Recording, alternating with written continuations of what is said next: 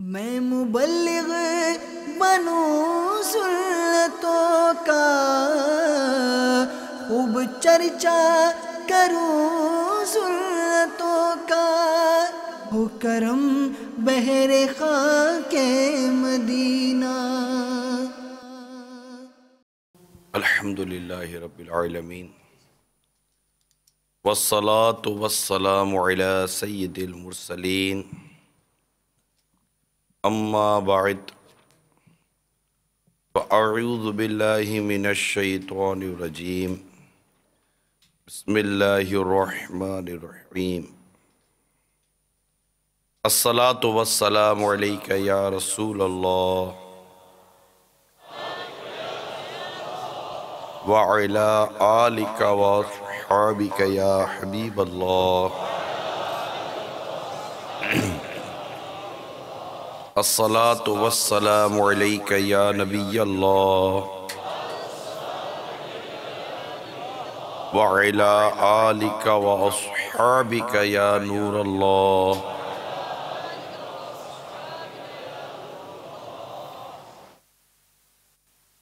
نویت سنت الاعتکاف۔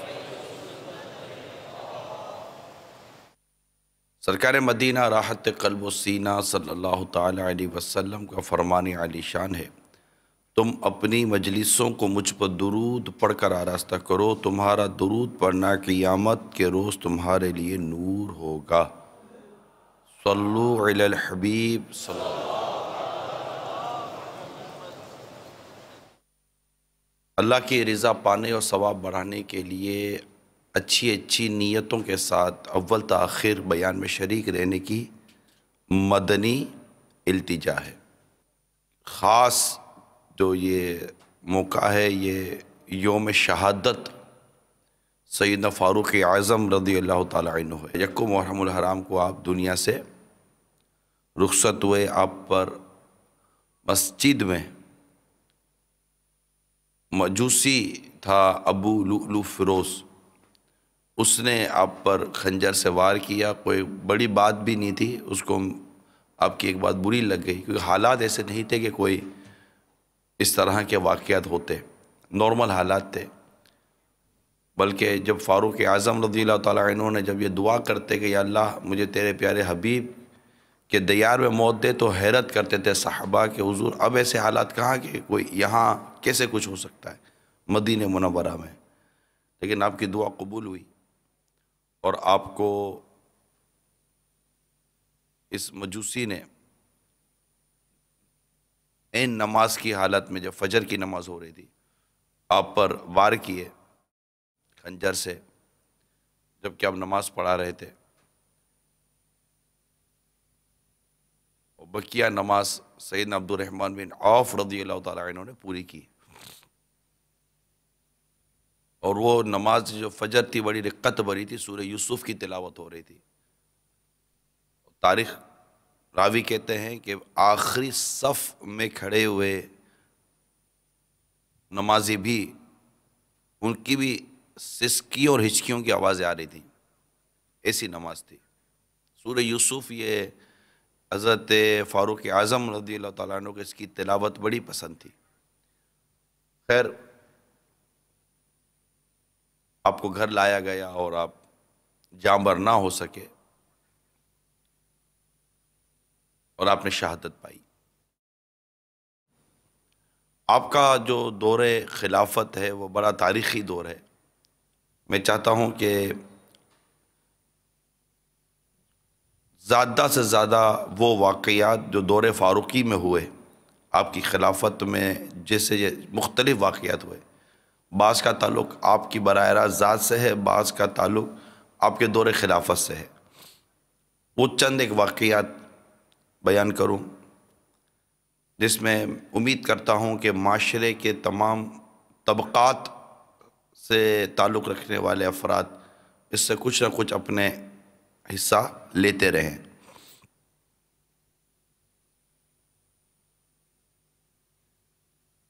مدینہ منورہ سے ذرا باہر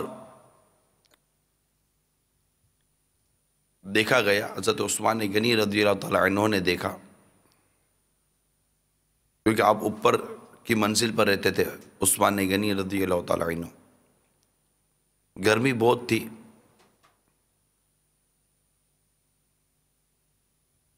گرم ہوائیں چل رہی تھی. ایک شخص کو دیکھا کہ دور سے سخت گرمی میں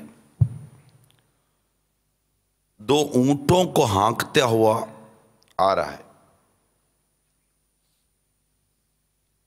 سیدنا عثمان غنی رضی اللہ تعالیٰ عنہ کو بڑی حیرت ہوئی کہ اتنی گرمی میں کون سی مجبوری تھی جو اونٹوں کو ہانکتے ہوئے آ رہے ہیں، یہ ہے کون؟ تھوڑا موسم ٹھنڈا ہونے دیتے، انتظار کر لیتے، پھر ہانکتے ہوئے آ جاتے. لو چل رہی ہے، گرم ہوا. ہانکتے ہانکتے وہ شخص قریب ہوئے. سیدنا عثمان غنی رضی اللہ تعالیٰ عنہ نے اپنے غلام سے فرمایا ذرا دیکھو یہ شخص کون ہے. غلام کہنے لگا ایک شخص ہے جو امامہ باندھے ہوئے ہیں، پہچاننے میں نہیں آ رہے، سر پر امامہ شریف بندھا ہوا ہے. تھوڑی دیر کے بعد مزید وہ شخص قریب آئے. غلام کو بڑی حیرت ہوئی اور بے ساختہ پکار کر کہا امیر المومنین آپ؟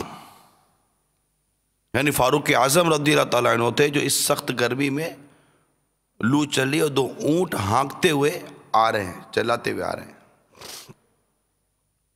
سیدنا عثمان غنی رضی اللہ تعالیٰ عنہ کہنے لگے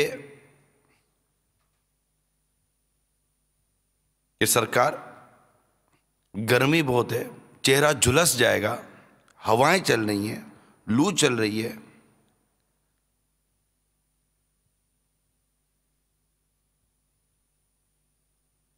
اندر آ جائیں، سایہ لے لیجئے.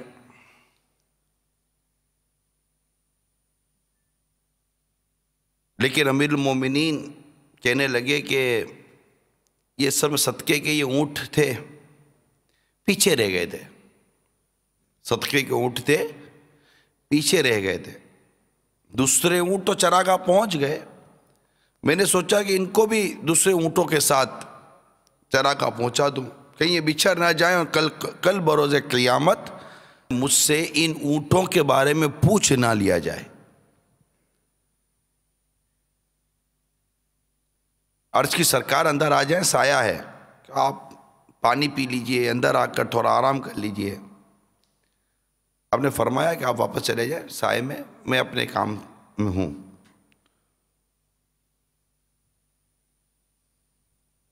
عثمان غنی رضی اللہ تعالیٰ عنہ نے فرمایا جو کسی قوی اور امین شخص کو دیکھنا چاہتا ہے وہ فاروق اعظم کو دیکھ لے رضی اللہ تعالیٰ عنہ. یہ واقعہ اس میں بھی فاروق اعظم رضی اللہ تعالیٰ عنہ کا خوف خدا، احساس ذمہ داری یہ موجود ہے کہ آپ کو مال وف، یہ یاد رکھیے گا، مال وف یہ جو چندے کا جو مال ہوتا ہے، عوام جس میں پیسے دیتے، بیت المال کی جو چیزیں ہوتی ہیں، ان کا بڑا احساس تھا کہ کوئی ایک تنکا بھی گویا کہ ایک تنکا بھی ضائع نہیں ہونا چاہیے. خود ہی اونٹوں کو ہانکتے ہوئے تشریف لا رہے ہیں. تو یہ آپ کی سیرت پاک کا ایک بڑا اہم اور نمایاں واقعہ تھا جو آپ کے سامنے بیان کیا. اور نیت میری یہی ہے کہ واقعات پر تبصرہ کم، یعنی اس سے واقعات زیادہ بیان کر دوں تاکہ مزید آپ کی سیرت کے پہلو ہمارے سامنے کھلیں. تو ایک تو پہلو یہ تھا کہ آپ کے اندر بیت المال، وف کے مال کی ایک احساس ذمہ داری تھا کہ یہ ضائع نہ ہو جائے. کل بروز قیامت اگر مجھ سے انہی اونٹوں کے بارے میں پوچھ لیا گیا تو میں کیا جواب دوں گا. ہم سب کو چاہیے کہ اس طرح کے معاملات میں بھی از خود احتیاط کیا کریں.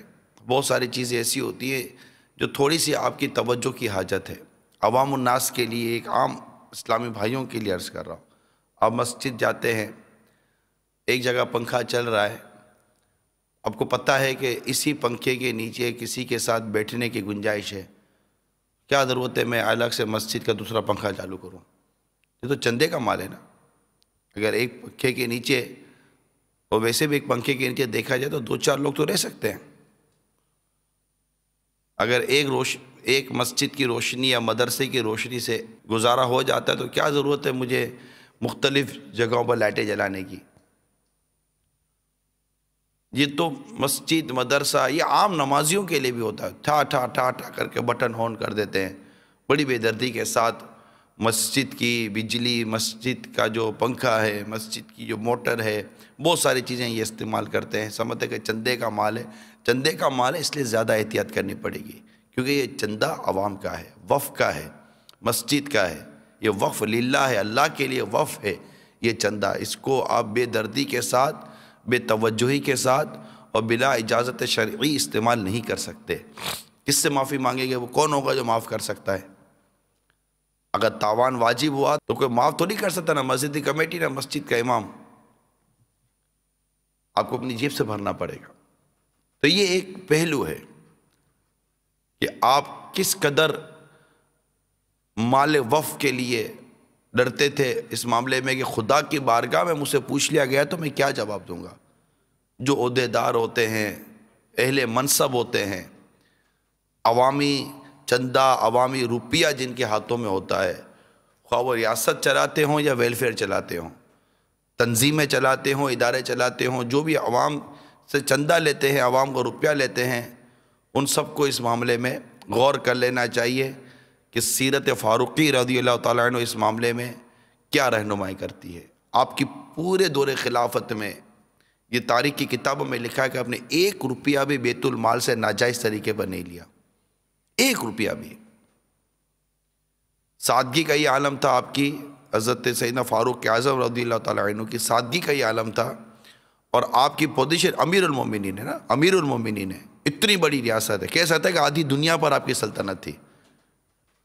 اور کیفیت یہ تھی کہ مہینہ پورا کرنے کے لیے آپ کے پاس پیسے نہیں ہوا کرتے تھے. اے پیارے اسلامی بھائیوں، آج جو آپ اور میں غربت کا، تنگ دستی کا رونا روتے ہیں نا، فاروق اعظم رضی اللہ تعالیٰ عنہ کی کیفیت ایسی تھی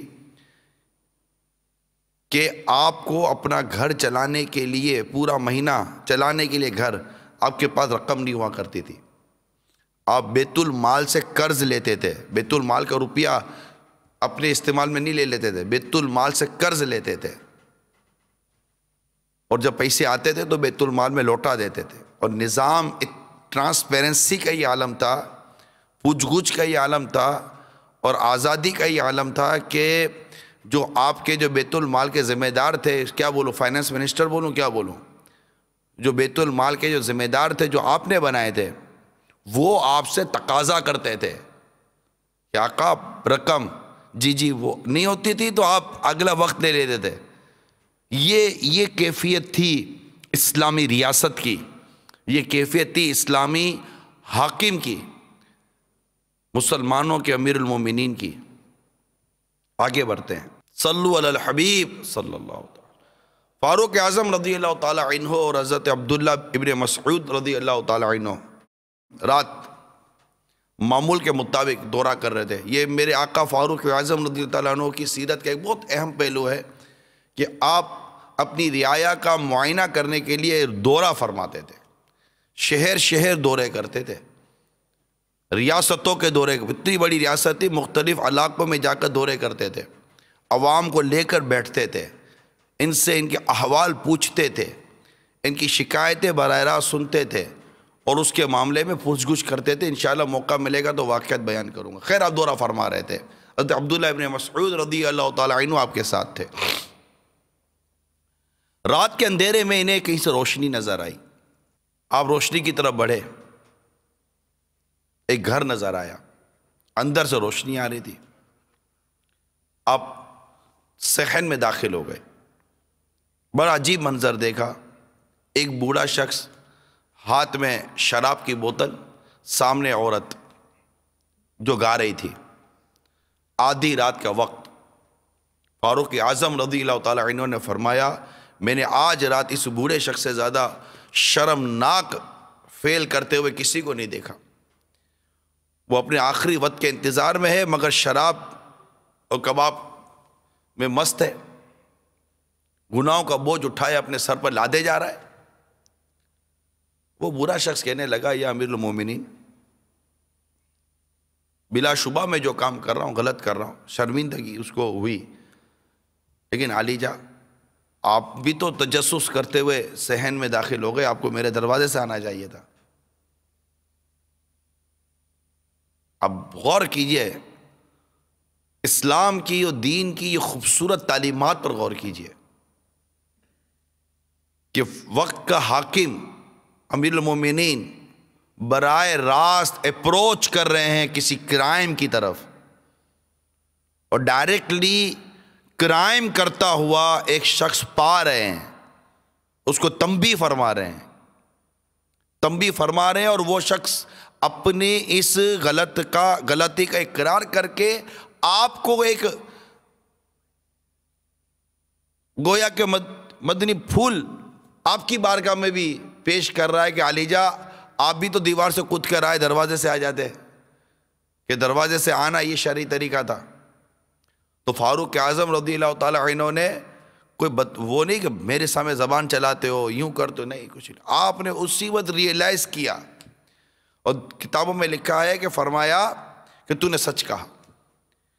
پھر وہاں سے روتے ہوئے نکلے اور زبان پر یہ الفاظ تھے، عمر کو اس کی ماں گم پائے، اگر اس کو اس کے رب نے بخش نہ دیا، یہ شخص اپنے گھر والوں سے چھپ کر یہ مصیبت کر رہا تھا، اب وہ کہے گا عمر نے تو مجھے دیکھ ہی لیا ہے، چنانچہ وہ دوبارہ اس گناہ میں مبتلا نہ ہو جائے۔ یعنی آپ کو یہ احساس ہو رہا تھا کہ تو چھپ کر رہا تھا، اب مجھے دیکھ لیا، اس کا راز کھل گیا، اب یہ کہ بے باک نہ ہو جائے، یار اب فاروق اعظم کو تو پتہ چل ہی گیا ہے رضی اللہ تعالیٰ عنہ میں کیا کرتا ہوں، چلو ہوتا نا آدمی کی ایک حیا، ایک شرم جب ختم ہو جاتی ہے تو پھر بے باک ہو جاتا ہے۔ جیسے ہمارے روڈوں پر لوگ آدھے ننگے گھوم ہی رہے ہوتے ہیں، ان کو شرم نہیں آتی، آپ کو کوئی بولے کہ اس طرح گھومو تو آپ کی تو جان نکل جائے کہ نہیں یار میں ایسے کپڑے کیسے پہن سکتا ہوں۔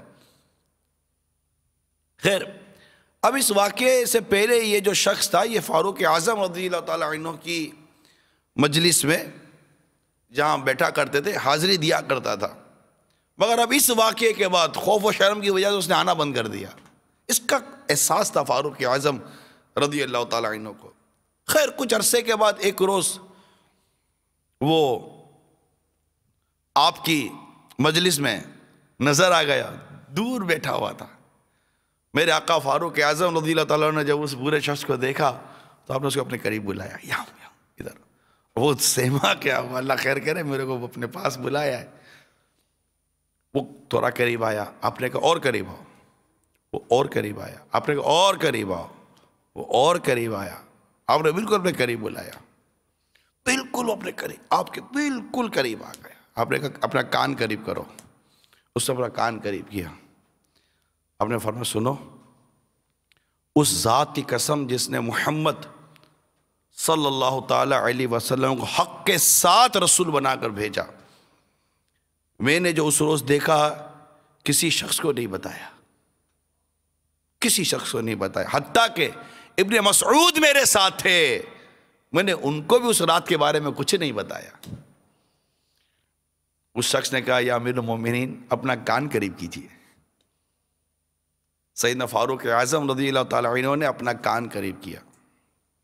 اس شخص نے کہا اس ذات کی قسم جس نے محمد صلی اللہ علیہ وسلم حق کے ساتھ رسول بنا کر بھیجا، اس دن سے لے کر آج کی مجلس میں حاضری تک میں نے دوبارہ میرے آقا وہ کام بھی نہیں کیا۔ اب یہ کلمات جیسے ہی سیدنا فاروق اعظم رضی اللہ تعالیٰ عنہ کے کان میں داخل ہوئے، بے ساختہ بلند آواز سے نکلا اللہ اکبر۔ کیا؟ اللہ اکبر، تکبیر نکل گئی میرے آقا فاروق اعظم رضی اللہ تعالیٰ عنہ کی زبان سے، جبکہ اتنے صحابہ اور دیگر لوگ بیٹھے تھے، کسی کو یہ نہیں پتا چلا کہ آپ نے یہ بے ساختہ تکبیر کیوں کہہ دی۔ یہ کیسا واقعہ تھا؟ مسلمانوں کی پردہ پوشی، پردہ پوشی. یعنی آپ غور کیجئے کہ آپ جس مکان میں داخل ہوئے تو باہر اس مکان کے کون تھے؟ حضرت عبداللہ ابن مسعود رضی اللہ تعالیٰ عنہ. کمال ہے میرے صحابہ کی سوچ پر، کروڑوں سلام میرے صحابہ کی سوچ پر، کہ ابن مسعود رضی اللہ تعالیٰ عنہ نے پوچھا نہیں کہ اندر کیا ہو رہا تھا، آپ نے بتایا نہیں کہ اندر کیا ہو رہا تھا. یہاں تو ایک عام سا آدمی کسی کو نیکی کی دعوت دے دے تو آ کر یہ اپنے دیگر مبلغین کے پاس اس کے راز کھولتا ہے. وہ بس کیا کرے یار، مجھے تو موقع ملا، میں نے تو اس کو نیکی کی دعوت دے دی یار، کہ یہ کوئی برائی کرنے کی تھی. ارے خدا کے بندو، تمہیں خدا سے شرم نہیں آتی؟ تم اپنے ساتھیوں کے پاس، اپنے دوستوں کے پاس، اپنے دیگر مبلغین کے پاس کسی مسلمان کا عیب کھولتے ہو. اگر ایک باپ کو اپنے بیٹے کی بھی، بڑے بیٹے کی برائی نظر آئی، کیا ضرورت ہے وہ اپنے بیٹے، بڑے بیٹے کی برائی چھوٹے بیٹے کے سامنے ظاہر کر دے؟ میں پیٹ ہلکا نہ کروں. ارے خود ابا جان پیٹ ہلکا کرنے کا ہے؟ اپنی پیٹ کو قبر بناؤ. بلا اجازت شرعی آپ کے پیٹ میں رکھی بات کھلی کیسے؟ آپ نے کیسے ظاہر کر دیا؟ بلا اجازت شرعی. بیٹے کی ماں کے پاس بھی اپنے بیٹے کی برائی کیوں بیان کی؟ بلا اجازت شرعی، بلا مصلحت شرعی. ہمیں ایک مسلمان کے عیب چھپانے کا ڈھنگ نہیں آتا کیا؟ پتہ چل جائے فلاں کا عیب، مطلب کہ پیسے لگائے جاتے ہیں، گروپ لگائے جاتے ہیں، ڈھونڈو اس کے عیب، ڈھونڈو اس کی بیوی میں کوئی عیب ملے، اس کے بچوں میں کوئی عیب ملے، اس کی کمائی میں کوئی عیب ملے، اس کی ذات میں کوئی عیب ملے. کہیں چپ کر، بالکل چپ کر کیمرہ لے جاؤ، کسی بھی جاسوس کو لے جاؤ، اندر کی بات نکال کر لاؤ تاکہ میں اس کا چرچا کروں اور اس کو رسوا کروں اور اپنا نمبر بڑھاؤں. یعنی آپ ہر مسلمان غور کرے، ہر عاشق فاروق اعظم غور کرے، دین اور اسلام کی تعلیم اور تربیت پر غور کرے. کسی کو یہ حق کب حاصل ہے کہ وہ کسی چھپے ہوئے گناہ کی ٹو میں چلا جائے؟ ٹھیک ہے، جو ریاستی طور پر جو ادارے بنائے جاتے ہیں کرائم ختم کرنے کے، ان کا معاملہ الگ ہے، ان کی پوسٹ ہے، ان کی ذمہ داری ہے، اور ان کی بھی ایک شرعی حدود ہیں. ایک قانونی حدود ہوتی ہے، پھر شرعی حدود ہوتی ہے. ہر ملکی اور ریاستی قانون کو ڈیفینیٹلی آنا تو اسلامک لاز کے نیچے ہی ہے نا، اسلامی بائیلاز کے نیچے ہی ہے نا، اسلامی قانون کے نیچے ہے. یہ تو طے ہے. سب سے اپر اور سب سے مطلب جو قانون ہے وہ قرآن و حدیث کا قانون ہے، اسلام کا قانون ہے، اسلام کے لاز ہیں. مگر ہمیں تو عوام سے لے کر اوپر تک ہر ایک کو غور کرنا ہے کہ مجھے اگر کسی کا عیب پتہ چل جائے تو میں اس کا ڈھول بجاؤں. حدیث پاک واضح طور پر ہمیں سمجھاتی ہے کہ جو دنیا میں کسی کے عیب چھپائے گا، اللہ قیامت کے روز اس کے عیبوں کو چھپائے گا. یعنی ہم عیب چھپانے والے نہیں ہیں. پیٹ میں درد ہو جاتا ہے اگر کسی کا عیب پتہ، درد ہو جاتا ہے. یعنی کہ آدمی کو کھانے پینے کا کیا درد ہوگا، اس کے پیٹ میں جو یہ کسی کی بات آ جائے اس کا درد ہو جاتا ہے. بس کسی صورت اس کا عیب کھل جائے، کسی بھی ہیلے سے، کسی بھی بہانے سے، کسی کے یہاں بیچاری کی لڑکی بھاگ جائے تو فوراً اخبار میں آ جائے گا. ارے خدا کے بندو، ویسے ہی وہ شرم سے پانی پانی ہوا ہے. ساری دنیا کو تم بتاتے ہو کہ اس کی لڑکی بھاگ گئی، اس کی لڑکی نے خودکشی کر لی، اس کے بیٹے نے خودکشی کر لی. وہ چھپاتا پھر رہا ہے اپنے بیٹے کے عیب کو، فلاں یوں کر دیا، فلاں یوں کر دیا. اتنی باتیں ہم لوگوں کی تشہیر کرتے ہیں. خواہ ہم چوک پر بیٹھ کر تشہیر کریں، محلے کے بڑے برے کہلانے والے ہوٹلوں پر اور باہر بیٹھ کے تشہیر کریں، چوپا لگا کر تشہیر کریں، ایک آدمی کے کان میں بولیں یا 100 آدمی کے بولیں یا لاکھوں تک بات پہنچائیں. آپ نے کسی کا عیب کیوں پہنچایا؟ میرا سوال یہ ہے یار، آپ کو خدا سے ڈر نہیں لگتا؟ اللہ کا خوف نہیں ہے؟ آپ پر کسی کا عیب ظاہر ہوا اور آپ نے اس کو عام کر دیا. اللہ اگر آپ کے عیب لوگوں پر ظاہر کر دے تو کیا حال ہوگا؟ اللہ آپ کے اور میرے، ہم سب کے عیبوں کو چھپا کر رکھے، اور ہمیں بھی مسلمانوں کی پردہ پوشی کے اللہ تعالیٰ توفیق عطا فرمائے. صلو علی الحبیب صلی اللہ تعالی علی محمد. توبوا الی اللہ، صلوا علی الحبیب صلی اللہ تعالی۔ میرے آقا فاروق اعظم رضی اللہ تعالی عنہ کا دور خلافت بڑا سنہری دور تھا۔ رعایا کو رعایا اس لیے کہتے ہیں کہ اس کی رعایت کی جاتی ہے۔ رعایا تو رعایا ہے، عوام ہے، بولتی رہے گی، اس کی رعایت کی جاتی ہے۔ فاروق اعظم رضی اللہ تعالیٰ عنہ کے دور میں رعایا جو آپ کے ماتحت تھے، جو عوام تھی، اور آپ کے درمیان بڑے خوشگوار تعلقات تھے، کیونکہ آپ پبلکلی آتے تھے، عوام میں آتے تھے، عوام میں رہتے تھے۔ عوام کی فلاح، عوام کی بہبود اور عوام کے لیے آپ نے اپنے عاملین بنائے، گورنر بنائے، عہدیدار بنائے، اور ان کو عوام کے لیے رکھا۔ یہاں تک کہ اگر آپ کسی صوبے کا یا کہیں کا کوئی گورنر مقرر کرتے میرے آقا فاروق اعظم رضی اللہ تعالیٰ عنہ، تو اس کے ساتھ شرائط رکھتے تھے۔ اب پہلا تو یہ کہ تاریخی کتابوں میں لکھا ہے کہ جس کو آپ بناتے تھے نا، پہلے اس کے تمام اثاثہ جات کی تفصیل لے لیتے تھے۔ آپ کے پاس ہے کیا، بتا دو، اسیٹس کیا ہے آپ کے پاس، پورا کیپیٹل، اس کی پوری جان کا آپ کے پاس ڈیٹیل آ جاتی تھی کہ بھائی یہ ہے تمہارے پاس، کیونکہ ادھر ادھر آدھی ہو نہ سکے نا۔ یہ ڈیٹیل تو آپ کی سمجھا پرنسپل تھا آپ کا، کہ جس کو جو ذمہ داری بڑی دیتے تھے تو اس کی ڈیٹیل تفصیلات دے لیتے تھے کہ اپنے اثاثہ جات بتا دو کہ آپ کے پاس ہے کیا۔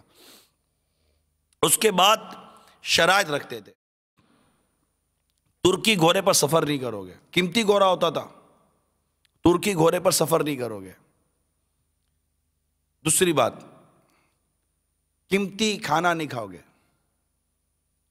تیسری بات، ایک اور بات، قیمتی لباس نہیں پہنیں گے۔ چوتھی بات، اپنے دروازے پر کسی دربان کو کھڑا نہیں کریں گے، اگر کوئی حاجت مند آئے تو وہ سیدھا آپ تک آ سکتا ہے۔